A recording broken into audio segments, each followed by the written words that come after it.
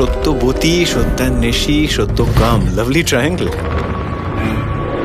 আমার খবর কে দিল আপনাকে? আছে মুসরিতে একজন, যদি কখনো আসেন জানতে পারবেন। আপনাকে খুন করার কারণ? আমি খুব বিখ্যাত বা কুখ্যাত, আমাকে মারবে বলে গোটা মুসরি শহর জেগে উঠেছে। ব্যোমকেশ বক্সী। কিভাবে শুরু করি বলুন তো?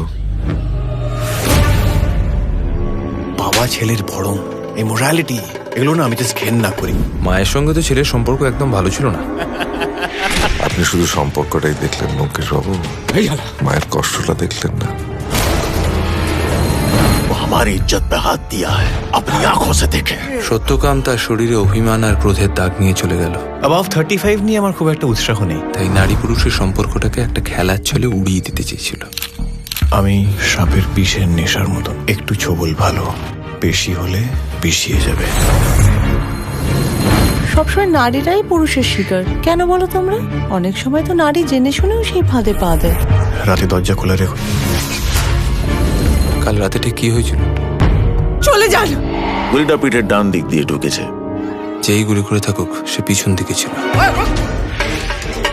মাথায় কে কে আছে? একটা ছবি, একটা খটকা আর একটা সম্পর্ক। সব তো গুলিয়ে গেল। এখান থেকে চলে যান। পরিবারের কাউকে বাঁচাতে চাইছেন? আমি খুন করিনি। এক ঢিলে দুই পাখি। এটা মুসুরি ব্যোমকেশ বাবু, কলকাতা নয়। আমাকে আবার শুধু সত্যান্বেষী না, সব্যসাচীও বলতে পারেন। দুই হাত সমান দক্ষতায় চলে।